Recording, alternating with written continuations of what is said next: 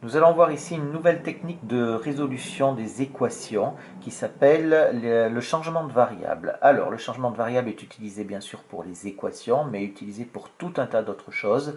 Mais c'est quelque chose, c'est une notion qui est extrêmement complexe. Dans le cadre des équations du second degré, celles que l'on va voir ici, ça reste très abordable au niveau de la classe de première. C'est pour ça que on le voit à ce niveau-là. On va résoudre donc une équation ici qui est 5x à la puissance 4 moins 7x au carré plus 2. C'est une équation de degré 4. Hein. On voit bien que ici, on n'a pas le degré habituel. Donc ça, en principe, on ne sait pas le résoudre. Alors, au niveau du vocabulaire, ces équations-là sont particulières. On appelle ça des équations bicarrées. C'est-à-dire, c'est une équation de degré 4 qui ne contient que des puissances paires de x. Effectivement, vous avez x à la puissance 4, x au carré, et ici, vous avez 2 fois x à la puissance 0. Et donc, ça, c'est une équation bicarrée. Et quand on regarde cette équation bicarrée, eh bien, on voit bien que ça ressemble fortement à une équation du second degré. Mais, on a une puissance 4 au lieu d'avoir une puissance 2. Donc, il va falloir modifier pour essayer de se ramener à quelque chose que l'on sait faire tout le temps en mathématiques. Quand on ne sait pas faire, on essaye de descendre d'un cran pour se ramener à quelque chose qui est abordable.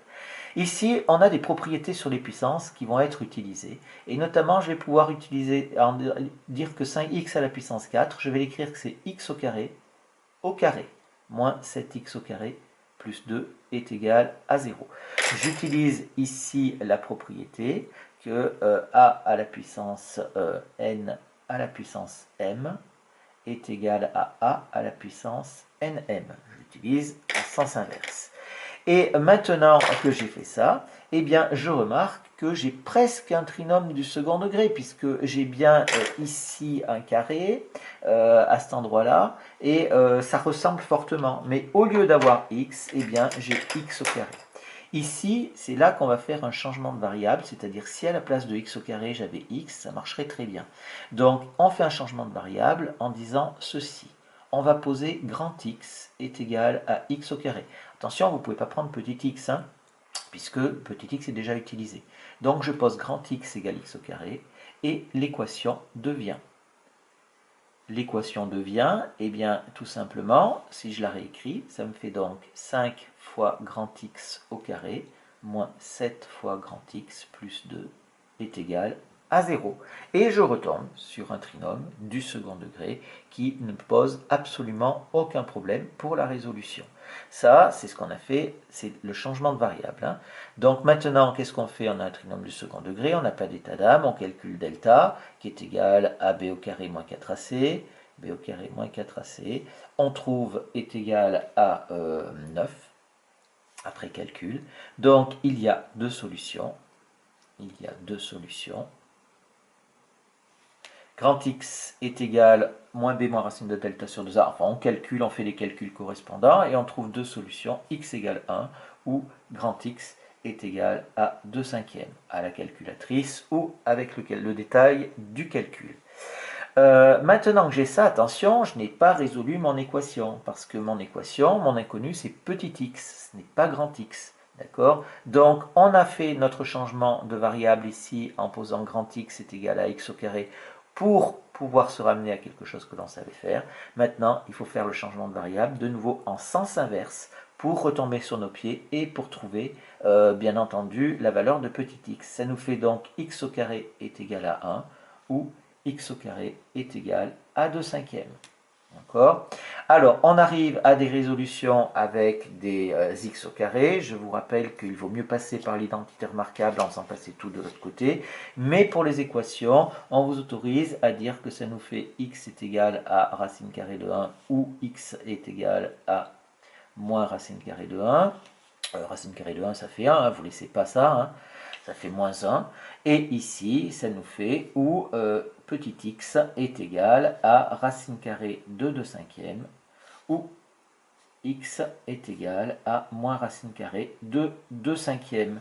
Voilà, faites attention, ça c'est autorisé dans les équations. Il est hors de question de faire cette chose-là avec les inéquations. Hors de question, autrement, ça va générer beaucoup d'erreurs. Donc, on obtient ça et on a résolu notre équation. S est égal, j'obtiens donc ici 1, moins 1, j'obtiens racine carrée de 2 cinquièmes et j'obtiens moins racine carrée de 2 cinquièmes ici. Voilà comment est-ce qu'on résout cette équation bicarrée qui est une équation de degré 4, alors qu'au départ, on ne savait absolument pas résoudre cette chose-là. Une petite remarque toutefois, les équations de degré 4, ça peut avoir jusqu'à 4 solutions. Je dis bien jusqu'à 4 solutions, mais ça peut en avoir moins. Un autre exemple pour terminer cela, donc exemple 2. Exemple 2. Donc déduire, là c'était l'exemple 1, déduire de l'exemple de l'exemple 1 les solutions de l'équation 5 facteur de 2x plus 3 au carré moins 7 facteur de 2x plus 3 plus 2 est égal à 0. Alors, on a donc cette équation-là. On va comparer un petit peu cette équation ici avec l'équation qui était au départ celle-là. Ou même celle-là, c'est même quelque chose qui sera plus pratique. Vous voyez que ici, on retrouve la même équation du second degré ici, mis à part qu'au lieu d'avoir x, on a 2x plus 3.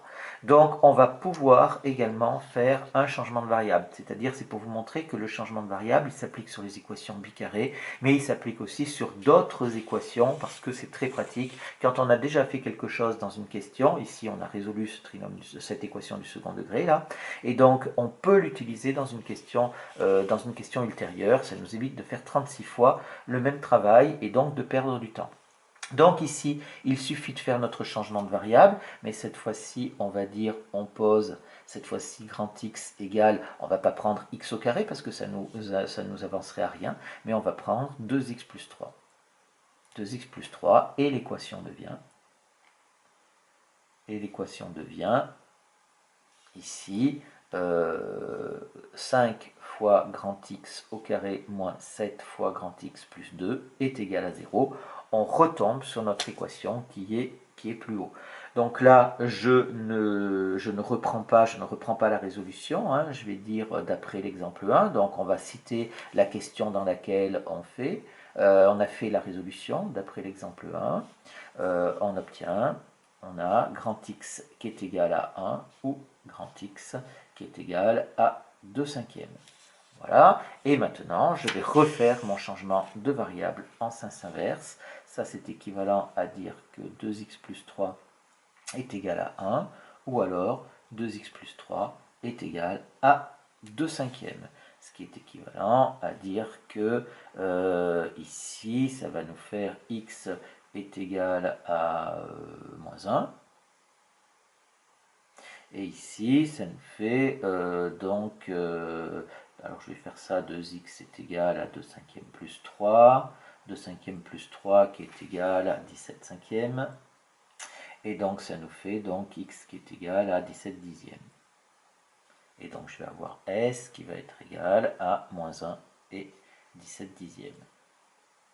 Ici, comme ça tombe juste, vous pouvez mettre 1,7 aussi. Voilà donc deux exemples où on fait notre changement de variable. Le changement de variable, hein, il est ici. On pose ici x égale x au carré, grand X égale x au carré, et on l'a également ici.